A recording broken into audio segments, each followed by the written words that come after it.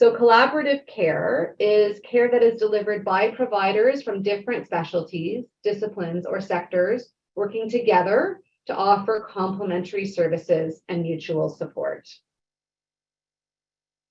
And there's evidence that collaborative care has shown to improve symptoms, to increase quality adjusted life years, to increase quality of life, and to increase compliance with medication. Also reduce disability and increase workplace tenure, but that's not as important for the population that I work with. So what do I actually do?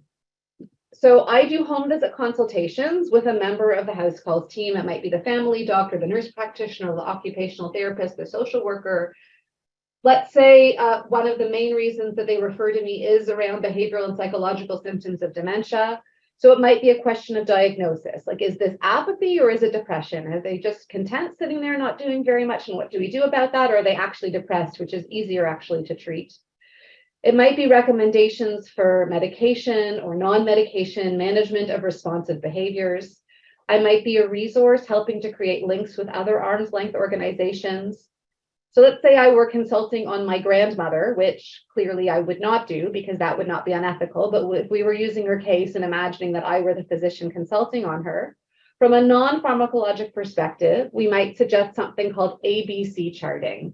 A stands for antecedent, so what happened before the behavior happened. B stands for what the behavior was. C stands for consequence, not consequence as in punishment, but consequence as how did we react? What did we do afterwards to try and mitigate or manage the behavior? And if you chart this for long enough, then you can see a pattern and see what works and doesn't work and try out different things.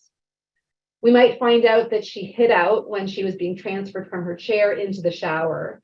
And maybe the shower could be adapted then so that her chair could be rolled directly in, which might decrease the level of agitation and aggression. We would do an inventory of her behaviors, first for a baseline, and then to assess if any interventions, to assess what we should tackle, to see which interventions are working or not working. We would attempt to engage her in activities that she previously enjoyed. So travel books, because she loved traveling, knitting, opera, Scrabble, if the Scrabble is not causing stress because it's not going as well as it should. We would make a clear and safe path through the home to allow for pacing. Pharmacologically, I might suggest medications, very carefully weighing the risks and benefits. As well, I would attempt to support the patient's daughter, in this case, my mother. There's very good evidence that psychoeducational interventions aimed at caregivers can improve the behavioral symptoms of dementia and reduce caregiver stress and depression.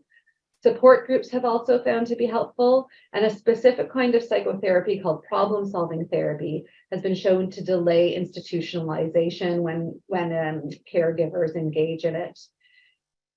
I talk about the relationship between a caregiver or a carer and the person with dementia as being dyadic in nature. So not to infantilize people who have dementia, but anytime there's a dependent person and a person who's depended on, it's very clear you need to treat both aspects of that dyad. So we see that with young babies and parents, that if the baby's not doing well, the parents won't do well. And if the parents aren't doing well, the babies won't do well. And we similarly see that pattern in older people who have, or younger people who have dementia and their carers. When the carer is stressed and burnt out and depressed, we see more behaviors in the person who has dementia. And when there are more behaviors in the person who has dementia, we see the carer becoming stressed and burnt out. And so we need to treat both pieces of this puzzle. It's a system. We humans are social. We live in social situations, and that's why we need to treat the whole system.